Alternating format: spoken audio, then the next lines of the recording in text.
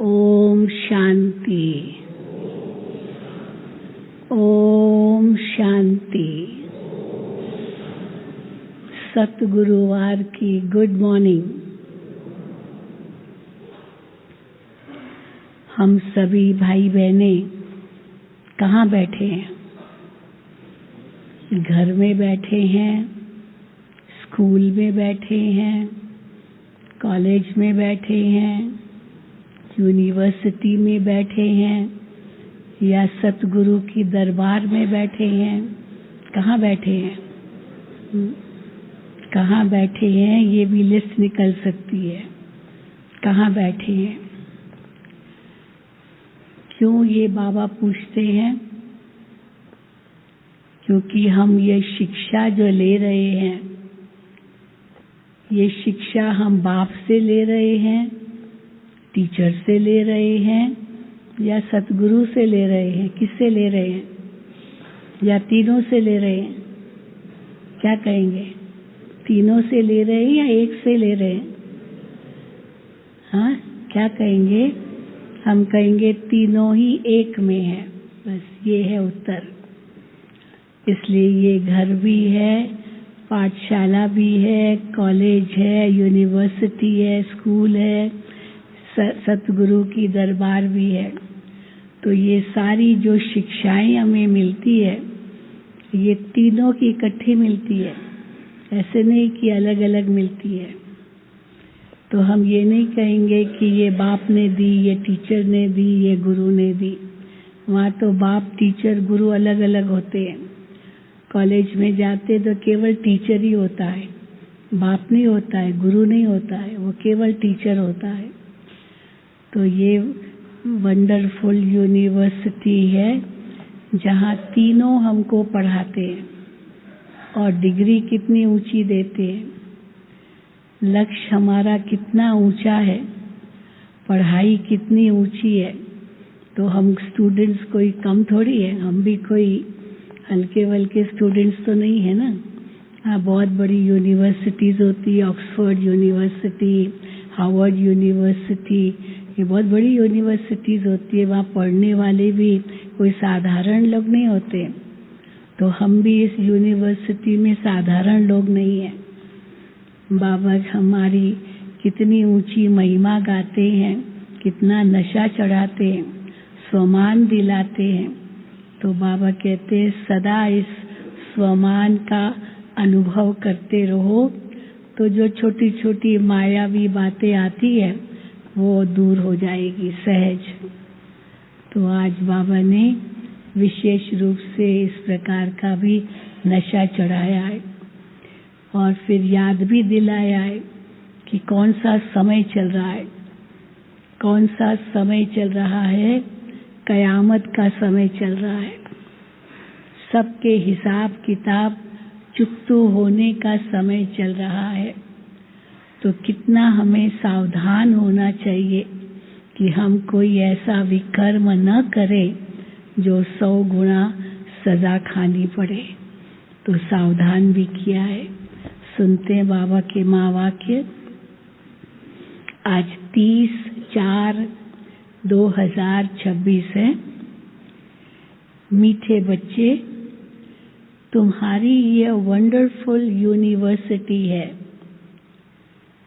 जिसमें बिगड़ी को बनाने वाला भोलानाथ बाप टीचर बनकर तुमको पढ़ाते हैं। क्या है ये? तुम्हारी ये वंडरफुल यूनिवर्सिटी है जिसमें बिगड़ी को बनाने वाला भोलानाथ बाप टीचर बन तुम्हें पढ़ाते हैं। प्रश्न है, इस कयामत के समय में तुम बच्चे सभी को कौन सा लक्ष्य देते हो?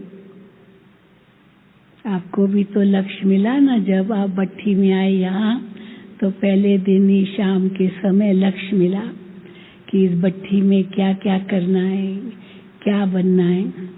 तो इस कयामत के समय में तुम बच्चे सभी को कौन सा लक्ष्य देते हो? तो हमें मिला है तो हमको दूसरों को भी वो लक्ष्य देना है। कौन सा? उत्तर है, हे आत्माएं, अब पावन बनो। ये लक्ष्य सबको देना है। क्यों पावन बनो? पावन बनने बिगर वापस जा नहीं सकते। कयामत का समय है, सबके हिसाब किताब चुकतू होने हैं, सबको वापस जाना है। इसलिए पावन बनो, क्योंकि पावन बनने बिगर वापस जा नहीं सकते। आधा कल्प का जो रोग लगा हुआ है, उससे मुक्त होने के लिए तुम सबको 7 रोज भट्ठी में बिठाते हो। अभी जो भट्ठी में आए हैं तो हम क्या कहेंगे, 4 रोज 5 रोज, है ना, भट्ठी में बैठते। तो भट्ठी में क्या करना होता है? और कुछ भी नहीं देखना है, कुछ भी नहीं सोचना है। हमको 7 रोज भट्ठी में बिठाते हो। हाँ, तुम सबको 7 रोज भट्ठी में बिठाते हो। पतितों के संग से दूर रहे, कोई भी याद न आए, तब कुछ बुद्धि में ज्ञान की धारणा हो। गीत है, तूने रात गंवाई सो के, दिवस गंवाया खा के, हीरा जन्म अमोलक, कौड़ी बदले जाएगे। तो बाबा कहते हैं, ये बच्चों को किसने कहा? किसने कहा ये तूने रात गंवाई सो के, दिवस गंवाया खा के? ये किसने कहा? क्योंकि स्कूल में बैठे हो। तो स्कूल में बैठे हैं तो ये कौन कहेगा? टीचर कहेगा। हाँ, स्टूडेंट्स को कहेंगे तुम सोते हो, खाते हो, पढ़ोगे कब? क्योंकि स्कूल में बैठे हो तो जरूर टीचर ने कहा। अब प्रश्न उठता है, ये टीचर ने कहा या बाप ने कहा या सतगुरु ने कहा? तूने रात गंवाई सो के, किसने कहा? ये वर्षन्स किसने कहे? बच्चों को बुद्धि में पहले पहले ये आना चाहिए कि हमारा बेहद का बाप है। पहले तो पिता ने कहा, पिता भी तो शिक्षा देता है ना। हमारा बेहद का बाप है, जिसको परम पिता परमात्मा कहा जाता है। तो बाप ने भी कहा, फिर शिक्षक ने भी कहा, तो साथ साथ सतगुरु ने भी कहा। तीनों ने मिलकर कहा, क्योंकि तीनों एक में है, 3 in 1। तो बाप ने भी कहा, शिक्षक ने भी कहा और सतगुरु ने भी कहा। ये तुम्हारी बुद्धि में है। जो स्टूडेंट है उनकी बुद्धि में है। और कॉलेज व यूनिवर्सिटी में तो टीचर पढ़ाते हैं, उनको कोई फादर व गुरु नहीं कहेंगे, वो केवल टीचर है। ये है भी पाठशाला, फिर यूनिवर्सिटी कहो व कॉलेज कहो, है तो पढ़ाई ना। क्योंकि स्कूल, कॉलेज, यूनिवर्सिटी में भले वो स्थान छोटा होगा, बड़ा होगा, परंतु पढ़ाई जाती है ना, है तो पढ़ाई ना। तो पहले पहले ये समझना है, पाठशाला में हमको कौन पढ़ाते हैं।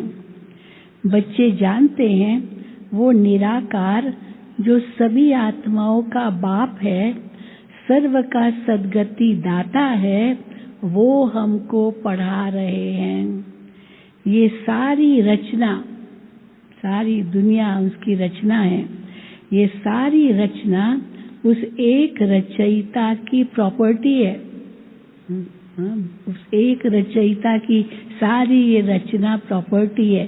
अब रचना में सब आ गया, आत्माएं भी आ गई, तो प्रकृति भी आ गई, जानवर सब आ गए, सब इस रचना की प्रॉपर्टी है, एक रचयिता की प्रॉपर्टी है।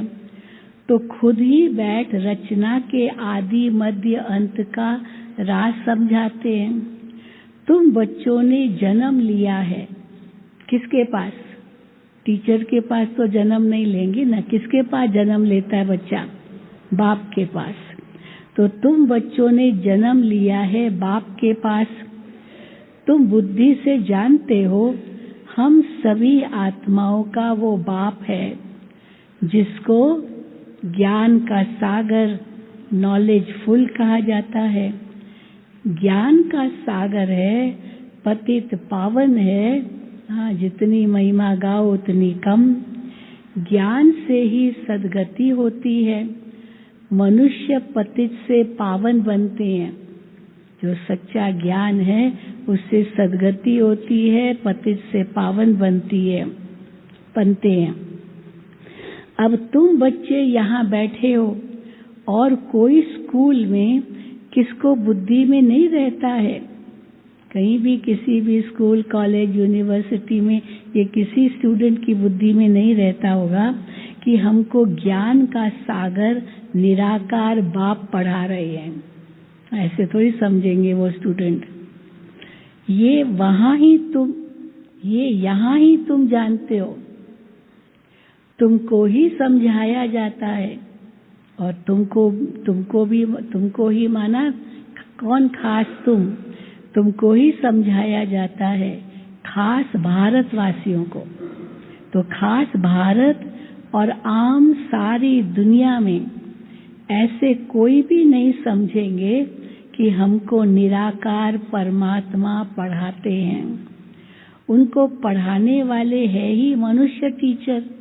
दुनिया में मनुष्य टीचर ही पढ़ाते हैं। और फिर ऐसा भी ज्ञान नहीं है, हाँ पढ़ाते तो है, दुनिया का ज्ञान देते हैं, परंतु ऐसा भी नहीं वो ज्ञान देते हैं। और फिर ऐसा भी ज्ञान नहीं है जो वो समझे कि हम आत्मा हैं। चलो आत्मा हमको पढ़ा रही है, आत्मा हम पढ़ रहे हैं, ये भी कोई ज्ञान उन स्टूडेंट्स को नहीं है। फिर ऐसा भी ज्ञान नहीं है जो समझे हम आत्मा हैं। आत्मा ही पढ़ती है, आत्मा ही सब कुछ करती है। फलानी नौकरी भी आत्मा ही करती है इन ऑर्गन्स द्वारा। उनको तो ये रहता है। और प्रोफेसर, टीचर, उनको क्या रहता है? उनको तो यही रहता है कि हम फलाना है। झट अपना नाम रूप याद आ जाता है ना। मैं वाइस चांसलर हूँ। अभी आए थे एजुकेशन विंग में, कम से कम 10 वाइस चांसलर आए थे। लेकिन बाबा कहते वो वाइस चांसलर भले है, लेकिन मैं आत्मा हूँ ये तो पता नहीं था, यहाँ करके समझा। तो जब उनसे कहा, पहला लेसन लिया, तब उनसे पूछा आप कौन है? ऐसे नहीं कहा वाइस चांसलर, सीधा बता हम आत्मा है। तो देखो ज्ञान बाबा का मिला उनको। तो वो तो झट अपना नाम रूप याद आ जाता है। हम ये करते हैं, हम ऐसे करते हैं, शरीर का नाम ही याद आ जाता है, परंतु वो तो रॉन्ग है। हम मैं तो ये कौन कर रहा है? तो वो शरीर समझते, वो तो रॉन्ग है। हम तो पहले आत्मा है ना, पीछे ये शरीर लिया है। शरीर का नाम तो बदलता रहता है, आत्मा का नाम तो नहीं बदलता है। आत्मा तो एक ही है। बाप ने कहा है मुझ आत्मा का एक ही नाम शिव है।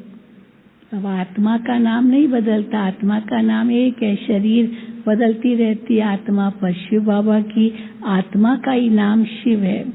ये सारी दुनिया जानती है। बाकी इतने सब नाम शरीरों पर रखे जाते हैं। शिव बाबा को तो शिव ही कहते हैं, बस एक ही उनका मुख्य नाम है शिव। बस उनका कोई शरीर नहीं दिखाई पड़ता है। मनुष्य के ऊपर नाम पड़ता है, मैं फलाना हूँ, हमको फलाना टीचर पढ़ा रहे हैं। नाम लेंगे ना, टीचर का नाम लेंगे, हमको फलाना टीचर पढ़ा रहे हैं।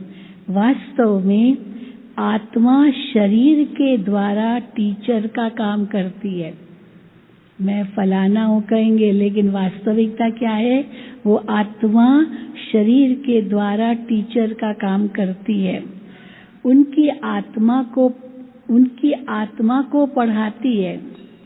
संस्कार आत्मा में होते हैं, ऑर्गन्स द्वारा पढ़ाती है, पाठ बजाती है। कैसे पाठ बजाती है? संस्कार अनुसार। जो भी पाठ बजता है सब संस्कार अनुसार पाठ बजता है, परंतु देह पर नाम जो पड़े हैं उस पर सारे धंधे आदि चलते हैं। अभी आत्मा केवल लिख दे तो धंधा कैसे करेगा? हाँ, तो इसीलिए धंधा तो शरीर के नाम पर ही पड़ता है। यहाँ तुम बच्चे जानते हो हमको निराकार बाप पढ़ाते हैं। तुम्हारी बुद्धि कहाँ चली गई? जब ये कहते हैं कि हमको निराकार बाप पढ़ाते हैं तो हमारी बुद्धि कहाँ चली गई? हम आत्मा उस बाप के बने हैं, पढ़ाते हैं तो जरूर हम उनके बने हैं, तो वहाँ चली गई उसके पास कि हम उनके बने हैं। आत्मा समझती है निराकार फादर आकर इस साकार द्वारा पढ़ाते हैं। उनका नाम है शिव। अब शिव जयंती भी मनाते हैं। शिव तो है बेहद का बाप, उनको ही परम पिता परम आत्मा कहा जाता है। वो सभी आत्माओं का बाप है। अब प्रश्न उठता है, वो सभी आत्माओं का बाप तो है, परंतु उनकी जयंती कैसे मनाएं? वो आते हैं तो जयंती कैसे मनाएं? हाँ, कैसे मनाते हैं? आत्मा शरीर में प्रवेश करती है, वह गर्भ में आती है। हाँ, कैसे आती है? शिव बाबा की जयंती कैसे मनाते हैं? क्या शिव बाबा की आत्मा कोई शरीर में प्रवेश करती है या गर्भ में आती है? अब ऊपर से आती है ये किसको मालूम नहीं पड़ता। तो शिव बाबा कैसे ब्रह्मा तन में प्रवेश होते थे ये तुरंत पता नहीं चलता था, लेकिन हाव भाव से समझ जाते थे शिव बाबा विराजमान है इस तन में। तो बाबा कहते हैं आत्मा शरीर में प्रवेश करती है, वह गर्भ में आती है, ऊपर से आती है, ये किसको मालूम नहीं पड़ता है। ना आत्मा का पता चलता है और शिव बाबा आते उसका भी पता नहीं चलता। क्राइस्ट को धर्म स्थापक कहते हैं। अब उनकी आत्मा कैसे आती है? शिव बाबा की आत्मा तो पर काया प्रवेश करती है और आत्माएं तो अपने वो गर्भ में अपने शरीर में प्रवेश करती है। अब क्राइस्ट को धर्म स्थापक कहते हैं। अब उनकी आत्मा पहले ऊपर से ही आनी चाहिए, जैसे नहीं कि उसने पूर्व जन्म लिया हो और फिर क्राइस्ट फिर वो जीसस के तन में आए। वो आत्मा भी ऊपर से ही आती है। उनकी आत्मा भी पहले ऊपर से आनी चाहिए। सतो प्रधान आत्मा आती है। कोई भी विकर्म किया हुआ नहीं है। जो भी धर्म पिताओं की आत्माएं आती है उन्होंने कोई विकर्म किया हुआ नहीं है, इसलिए वो ऊपर से ही आती है। पहले सतो प्रधान फिर सतो रजो तमो में आते हैं, तब विकर्म होते हैं। पहले आत्मा जो आएगी सतो प्रधान होने के कारण कोई दुख नहीं भोग सकती है। ये भी कर्म की गति है ना। नई आत्मा कोई भी दुख भोग नहीं सकती है। आधा टाइम जब पूरा होता है तब विकर्म करने लगती है। आज से 5000 वर्ष पहले बरोबर सूर्यवंशी राज्य था और सब धर्म बाद में आए। भारतवासी विश्व के मालिक थे। भारत को क्या कहते हैं? अविनाशी खंड। ये अविनाशी खंड है और कोई खंड उस समय था ही नहीं, एक भारत खंड ही था। तो शिव बाबा है बिगड़ी को बनाने वाला, बिगड़ी को बनाने वाला।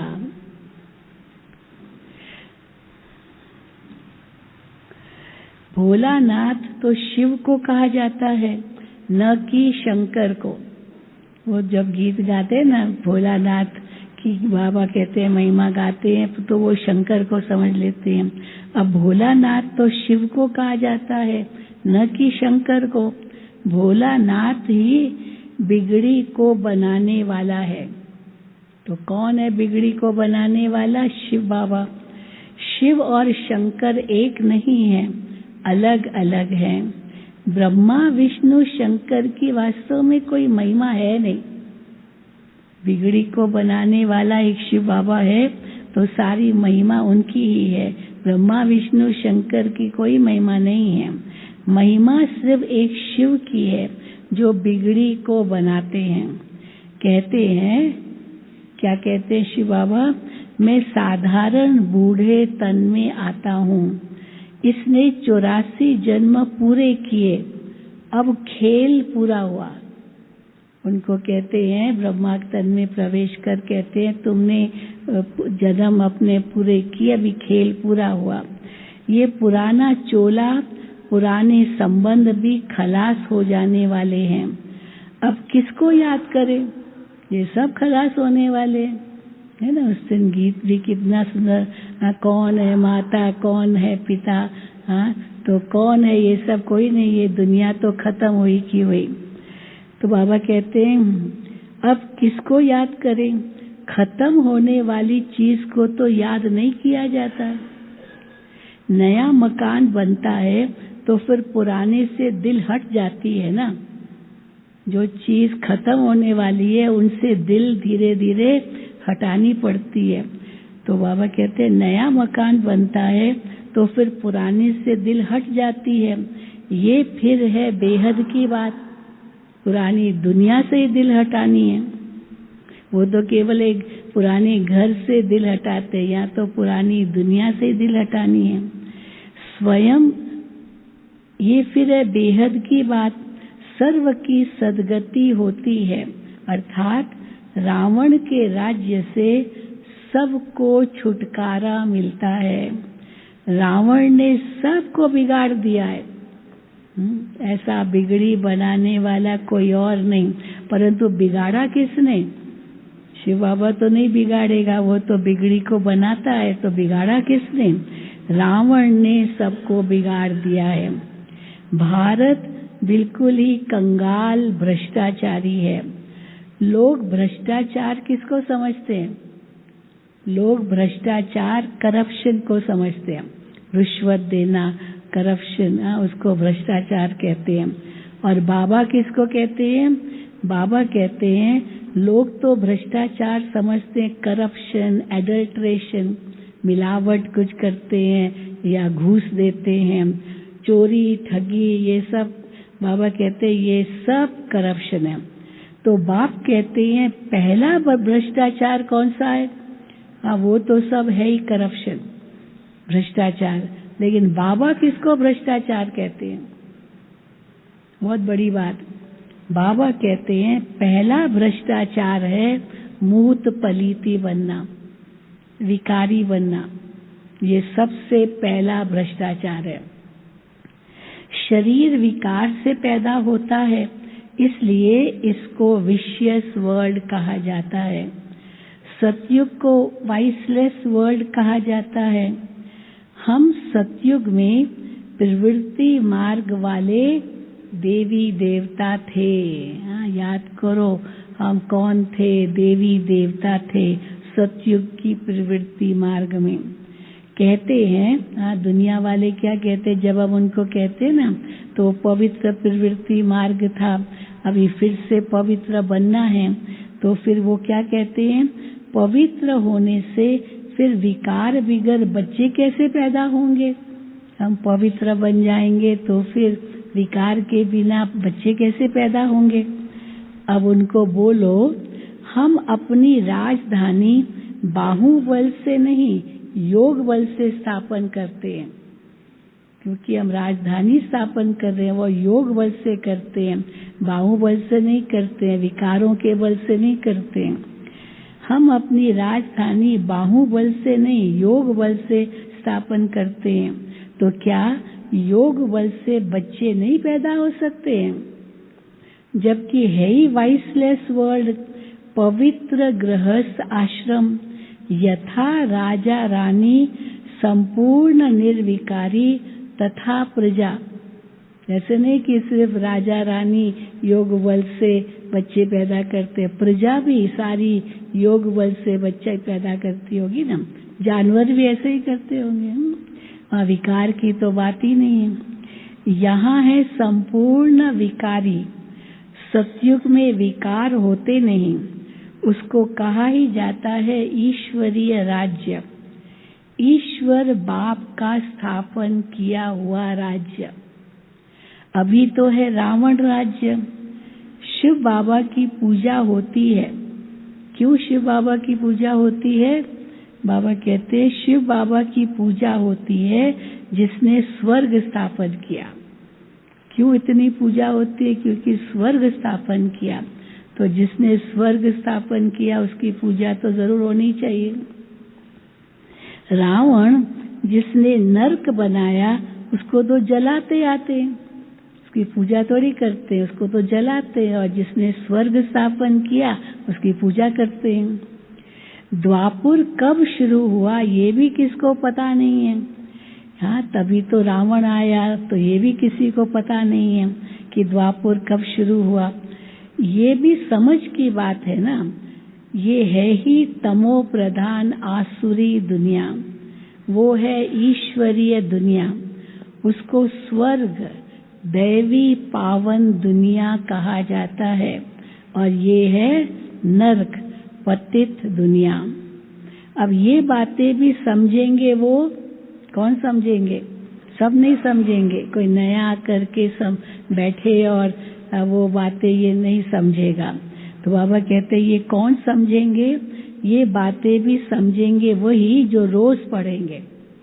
अब रोज पढ़ेंगे नहीं, कभी हफ्ते में एक दिन आए, महीने में एक दिन आए और बैठ के यहाँ मुरली सुनी तो उनको पूरा समझ में आएगा नहीं। तो बाबा कहते ये बातें भी समझेंगे वही जो रोज पढ़ेंगे।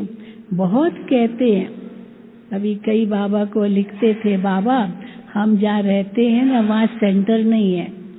तो फिर बाबा क्या कहते, बाबा वहाँ सेंटर नहीं है तो हम किससे डायरेक्शन लेवें?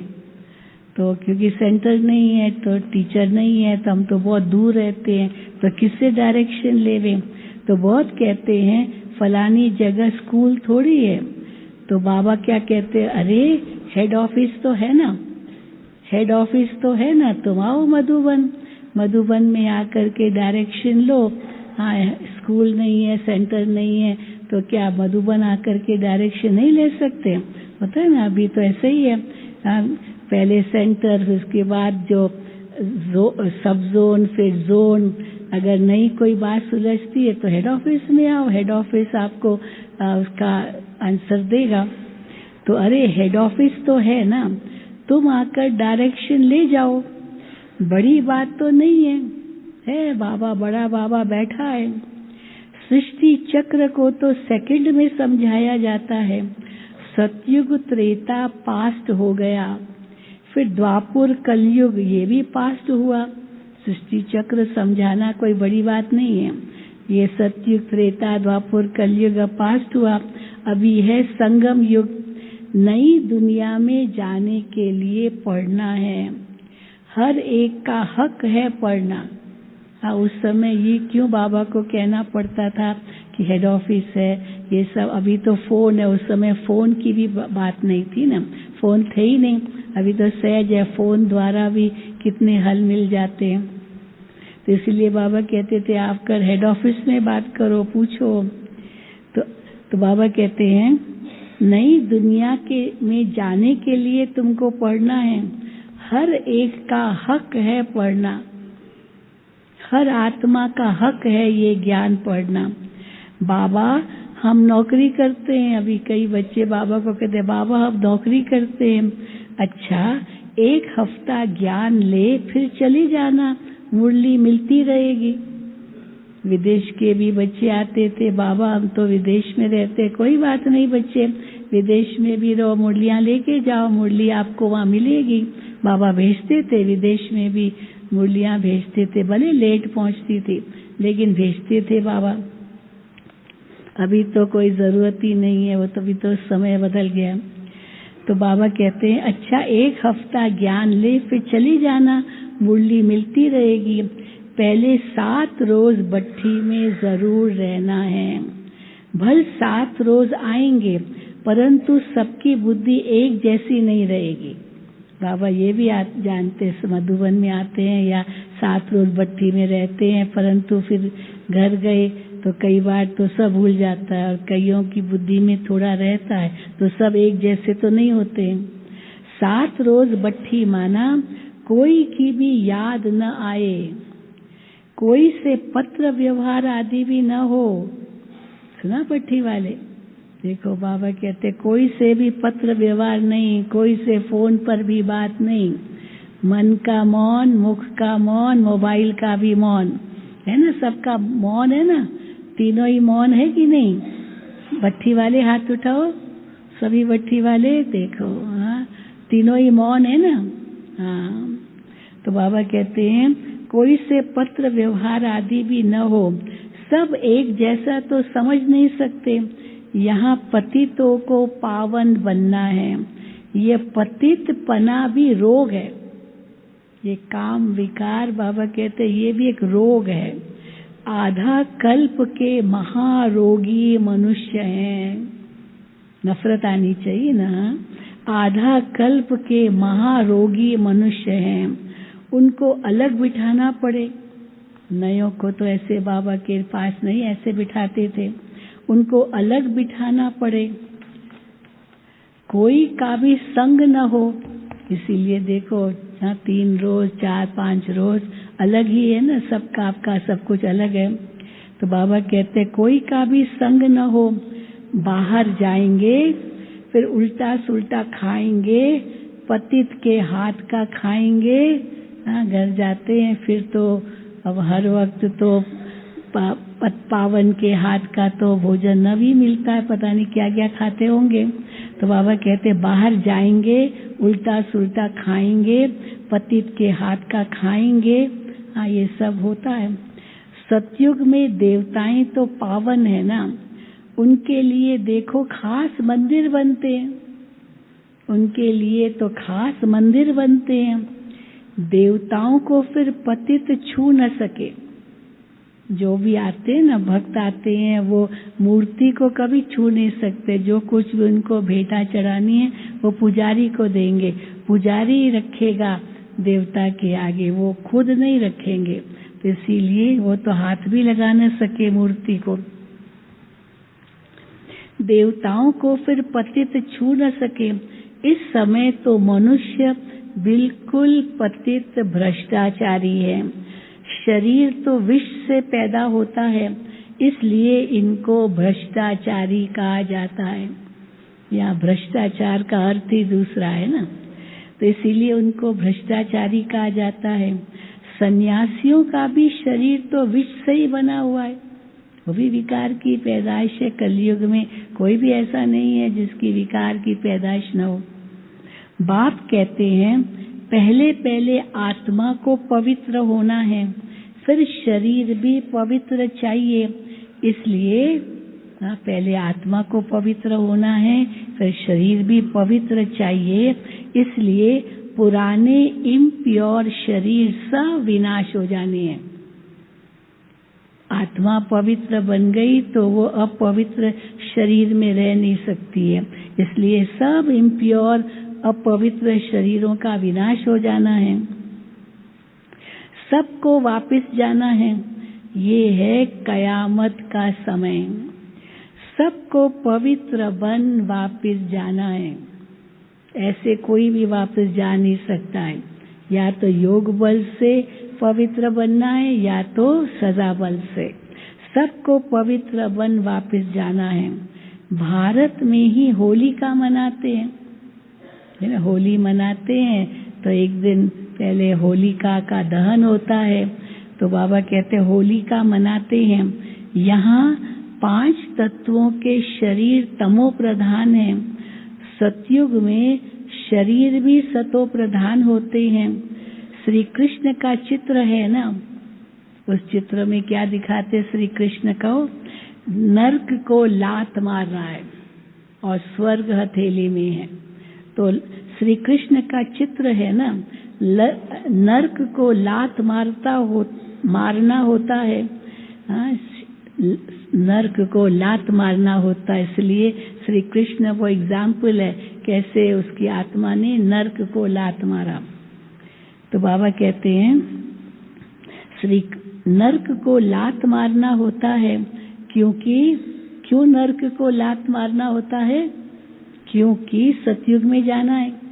तो जहाँ जाना होता है तो सिर वहाँ होना चाहिए ना, उस तरफ जहाँ से ही जाना है उसको लात मारना है। तो बाबा कहते हैं क्योंकि सतयुग में जाना है। तो किसका मिसाल बाबा देते हैं? मुर्दे का मिसाल। डेड बॉडी को ले जाते हैं तो मुर्दे को भी जब शमशान में ले जाते हैं तो पहले मुंह शहर के तरफ और पैर शमशान के तरफ करते हैं। फिर जब शमशान के अंदर घुसते हैं तो मुंह शमशान के तरफ कर देते हैं। अभी तुम स्वर्ग में जाते हो तो तुम्हारा मुंह किस तरफ होना चाहिए? उस तरफ, स्वर्ग की तरफ तुम्हारा मुख होना चाहिए। शांति धाम और सुख धाम की तरफ तुम्हारा मुख होना चाहिए। और पैर किस तरफ होना चाहिए? दुख धाम की तरफ। तो पैर दुख धाम की तरफ और मुख शांति धाम सुख धाम की तरफ। वो तो मुर्दे की बात है, एक डेड बॉडी की बात है, जो मुख शमशान की तरफ और पैर दुनिया की तरफ, वो तो मुर्दे की बात है। यहाँ तो पुरुषार्थ करना होता है। ये पुरुषार्थ करना है कि पैर हमारे दुनिया की तरफ हो और सिर हमारा शांति धाम सुख धाम की तरफ हो। स्वीट होम को याद करते करते तुम आत्माएं स्वीट होम में चली जाएंगी। है ना, कितनी सुंदर बात है कि स्वीट होम को याद करते करते तुम आत्माएं स्वीट होम में चली जाएंगी। ये है, इसको क्या कहेंगे? स्वीट होम को याद करते करते स्वीट वो होम में चले जाएंगे। ये इसको बाबा कहते ये है बुद्धि की प्रैक्टिस। कोई अभी नहीं उड़ के जा रहे हैं, पर ये बुद्धि की प्रैक्टिस है। ये बाप बैठ सब राज समझाते हैं। तुम जानते हो अभी हम आत्माओं को घर जाना है ना? घर जाना है या नहीं? यहीं रहना है इस दुनिया में, घर जाना है। ये पुराना चोला पुरानी दुनिया है। नाटक पूरा हुआ माना, नाटक पूरा हुआ माना क्या? और पूरा हुआ नाटक पूरा हुआ माना 84 जन्म का पाठ भी पूरा होना। क्योंकि नाटक पूरा होना माना 84 जन्मों का नाटक है, तो नाटक पूरा होना माना ही 84 जन्मों का नाटक है, तो भी पूरा होना। तो ये भी समझाया है कि सब तो 84 जन्म नहीं लेते हैं, जो आते ही बाद में हैं और धर्म में जरूर उनके कम जन्म होंगे। इस्लामियों से बोधियों का कम जन्म होगा, क्योंकि इस्लामी पहले आया, अब्राहम सबसे पहले आया, तो उसके बाद फिर बुद्ध आया, फिर क्राइस्ट। तो इसलिए इस्लामी से बोधियों के कम होंगे जन्म, फिर बोधियों से फिर उसके बाद क्रिश्चियन आए, तो क्रिश्चियन के जन्म बोधियों से और कम होंगे। गुरु नानक के सिख लोग आए ही अभी है, तो उनको 550 साल ही हुए हैं गुरु नानक को। अभी गुरु नानक को 500 वर्ष हुआ, तो वो थोड़ी 84 जन्म लेंगे। हिसाब किया जाता है ना, 5000 वर्ष में इतने जन्म, 5000 वर्ष में 84 जन्म, तो 500 वर्ष में कितने जन्म होंगे? 12-13 जन्म। क्राइस्ट के 2000 वर्ष होंगे, तो उनके कितने जन्म होंगे? आधा से भी कम, है ना? 84 तो नहीं होंगे, आधा से भी कम होंगे। सब ये हिसाब है ना। फिर बाबा कहते हैं, अभी हिसाब थोड़ा बता के फिर बाबा कहते हैं इसमें कोई कितने एक्यूरेट तो कह नहीं सकते हैं। इन बातों में डिबेट करने से जास्ती टाइम वेस्ट नहीं करना है। उसके कितने जन्म, बाबा कहते क्या पढ़िए, तुमको कितने जन्म लेने, अपनी बात करो, है ना? कई क्या क्या प्रश्न करते हैं, जानवरों का क्या होगा, उनका क्या होगा, उनका क्या होगा। तो हम उनको पहले किसी को कहा, अच्छा तुमको जानवर बनना है क्या? नहीं नहीं नहीं नहीं नहीं, फिर जानवरों की बातें क्यों करते हो, आपको नहीं बनना है तो इसीलिए बाबा कहते हैं तो इन बातों की डिबेट करने में जास्ती टाइम वेस्ट नहीं करना है। तुम्हारा काम है बाप को याद करना। फालतू बातों में बुद्धि नहीं जानी चाहिए। बाप से योग लगाना, चक्र को जानना है। बाकी पाप नष्ट होंगे ही याद से, उसको महत्व दो ना। बाकी और छोटी छोटी बातों को क्यों महत्व दे करके उनमें बुद्धि लगाते हो। तुम्हारा काम है बाप को याद करना। फालतू बातों में बुद्धि नहीं जानी चाहिए। कईयों की बहुत जाती है, पता नहीं क्या क्या सोचते रहते हैं। बाबा कहते हैं सब फालतू बातें। उसके लिए बाबा क्या कहते हैं, वेट एंड सी। सब बातें थोड़ी बताई जाती है, कुछ बातें तो देखनी भी होती है ना, तो इसीलिए वेट एंड सी। तो इसलिए फालतू बातों में बुद्धि नहीं जानी चाहिए। बाप से योग लगाना है और चक्र को जानना है। बाकी पाप नष्ट तो याद से ही होंगे, इसमें ही मेहनत है। इसीलिए भारत का प्राचीन योग क्या कहते हैं, जो बाप ही सिखलाते हैं। सतयुग त्रेता में तो योग की बात ही नहीं होगी। देवताएं योग करेंगे क्या? उनके लिए तो योग की जरूरत ही नहीं है। उनके कौन से विकर्म तो है नहीं जो पाप नाश करने लिए योग करेंगे। तो बाबा कहते हैं सतयुग त्रेता में तो योग की बात ही नहीं है। फिर भक्ति मार्ग में हठ योग शुरू होता है। ये है हमारा कौन सा है, सहज राजयोग। तो बाप कहते हैं मुझे याद करने से पावन बनेंगे। यही सहज राजयोग है, मुझे याद करने से पावन बनेंगे। मूल बात है ही याद की, कोई भी पाप नहीं करना है। देवी देवताओं के मंदिर है क्योंकि पावन है। क्यों उनके मंदिर बनाए हैं देवताओं के? क्योंकि वो पावन है। पुजारी लोग तो पतित है। पावन देवताओं को स्नान आदि पुजारी कराते हैं। वास्तव में, अब बाबा कहते वास्तव में पतित का तो हाथ भी नहीं लगना चाहिए, पर पुजारी जो उनकी पूजा करते हैं या कुछ भी स्नान आदि कराते हैं वो तो विकारी है। तो ये सब है भक्ति मार्ग की रस्म रिवाज। अभी तो हम पावन बन रहे हैं, पवित्र बन जाएंगे तो फिर देवता बन जाएंगे, है ना? कितनी अच्छी बात। पवित्र बन जाएंगे तो फिर हम देवता बन जाएंगे। वहां तो पूजा आदि की तो दरकार ही नहीं रहती है। सब देवताएं होंगे, कौन किसकी पूजा करेगा? कोई किसकी पूजा नहीं करेगा। वहां तो पूजा आदि की दरकार ही नहीं रहती है। सर्व का सदगति दाता है ही एक बाप, उनको ही भोलानाथ कहते हैं। मैं आता हूँ पतित दुनिया पतित शरीर में, पुराने रावण राज्य में। हाँ, कोई के भी तन में प्रवेश कर मुरली चला सकते हैं। भले बाबा कहते हैं मेरा तन मुकर्रर है, ब्रह्मा तन है, परंतु कोई के भी तन में प्रवेश कर मुरली चला सकते हैं।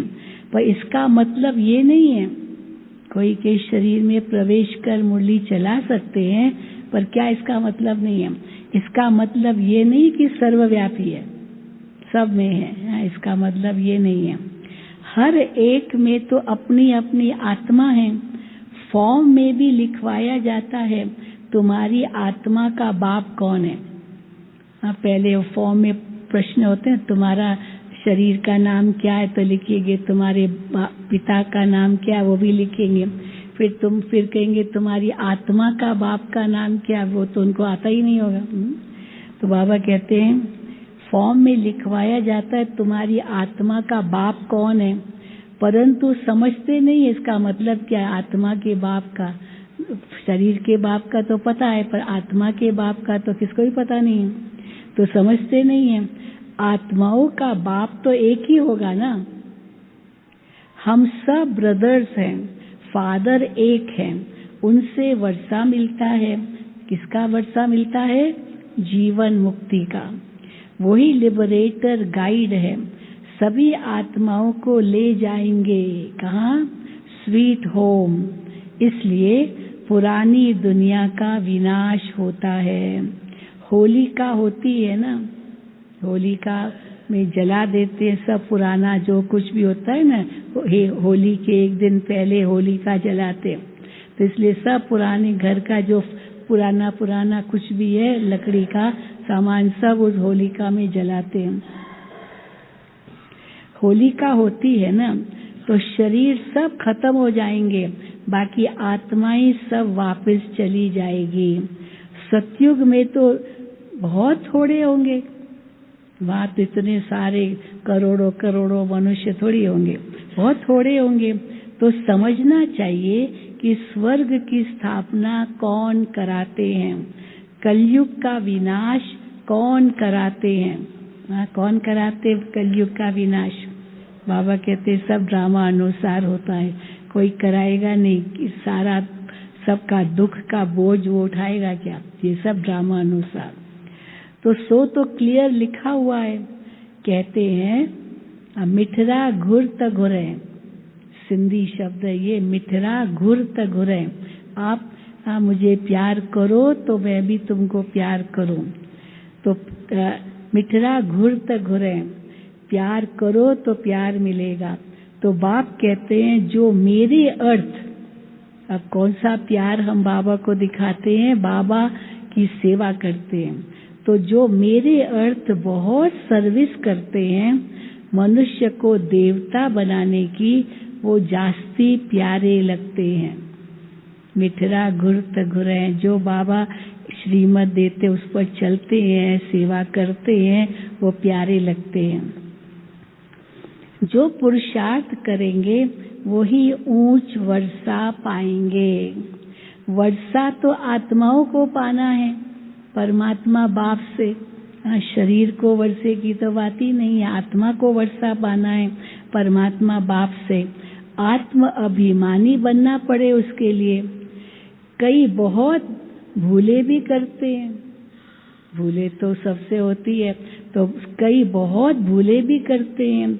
पुरानी आदतें पक्की हो गई है, पुरानी आदतें पक्की हो गई है, तो कितना भी समझाओ वो छूटती नहीं है वो पुरानी आदतें।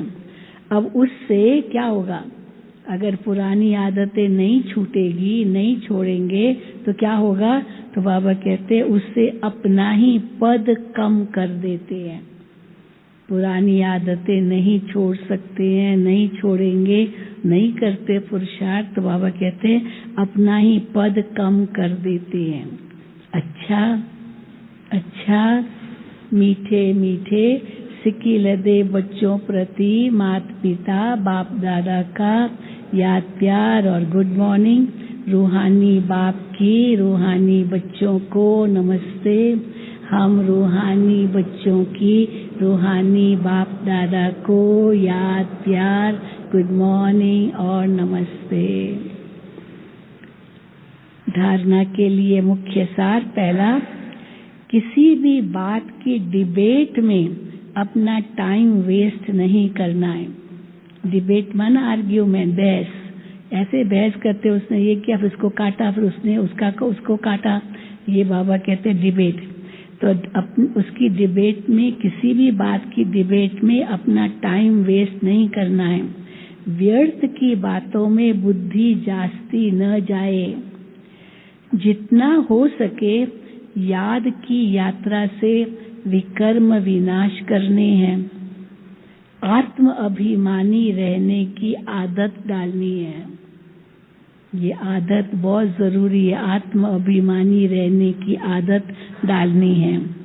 दूसरा, इस पुरानी दुनिया से अपना मुंह फेर लेना है। इस पुरानी दुनिया से अपना मुंह फेर लेना है। शांति धाम और सुख धाम को याद करना है। नया मकान बन रहा है तो पुराने से दिल हटा लेनी है। वरदान, ईश्वरीय कुल की स्मृति द्वारा माया का सामना करने वाले सदा समर्थ स्वरूप भव। सदा समर्थ स्वरूप कैसे बनेंगे? ईश्वरीय कुल की स्मृति द्वारा। स्मृति से ही समर्थी आती है ना, तो ईश्वरीय कुल की स्मृति द्वारा माया का सामना करने वाले सदा समर्थ स्वरूप भव। माया का सामना करना है तो क्या करना पड़ेगा? पहले वो स्मृति लानी पड़ेगी, मैं विजयी हूँ, मैं मास्टर सर्वशक्तिवान हूँ, तो माया का सामना सहज कर सकेंगे। किसी भी कार्य में सफलता प्राप्त करनी है तो पहले स्मृति द्वारा समर्थी स्वरूप बनो। वो शक्ति तब अंदर से आएगी जब पहले उसकी स्मृति आएगी। तो किसी भी कार्य में सफलता प्राप्त करनी है तो पहले स्मृति द्वारा समर्थी स्वरूप बनो। समर्थी आने से माया का सामना करना सहज हो जाएगा। जैसी स्मृति होती है वैसा स्वरूप बन जाता है। इसलिए सदा पावरफुल स्मृति रहे। क्या? कि जब तक यह ईश्वरीय जन्म है तब तक हर सेकंड, हर संकल्प, हर कार्य ईश्वरीय सेवा पर हूँ।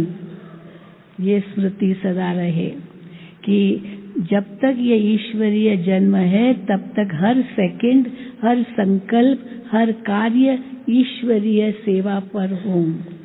हमारा ये ईश्वरीय कुल है। ये स्मृति की सीट सर्व कमजोरियों को समाप्त कर देगी। स्लोगन: सत्य समय प्रमाण स्वयं सिद्ध होता है,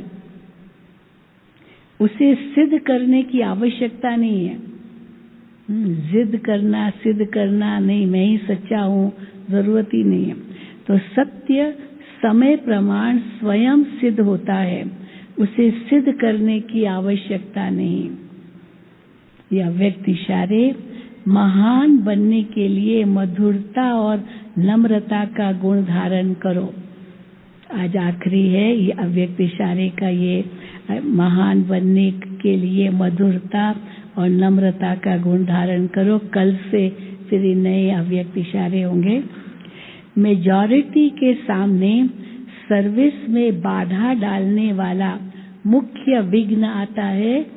कौन सा विघ्न आता है? सर्विस में विघ्न कौन बनता है? मेजॉरिटी के सामने सर्विस में बाधा डालने वाला मुख्य विघ्न आता है। कौन सा? मैंने ये किया, मैं ही ये कर सकता हूँ। ये मैंपन आना, इसको ही कहा जाता है ज्ञान का अभिमान। मैंने किया, मैं ही कर सकता हूँ, इसको क्या कहा जाता है? ज्ञान का अभिमान, बुद्धि का अभिमान, सर्विस का अभिमान। तीनों का अभिमान आता है। ज्ञान का अभिमान, बुद्धि का अभिमान, सर्विस का अभिमान। इन रूपों में ही विघ्न आते हैं। इस प्रकार के विघ्नों को समाप्त करने के लिए सदा एक शब्द याद रखना है। कैसे विघ्न समाप्त होंगे? एक शब्द याद रखना कि मैं निमित्त हूँ। निमित्त बनने से ही निराकारी, निरअहंकारी और नम्रचित, निरसंकल्प अवस्था में रह सकते हैं। यही धारणाएं वायुमंडल को निर्विघ्न बना देती है। निमित्त बनने से ही निराकारी, निरंकारी और नम्रचित, निरसंकल्प अवस्था में रह सकते हैं। यही धारणाएं वायुमंडल को निर्विघ्न बना देती है। अच्छा, ओम शांति, ओम शांति, ओम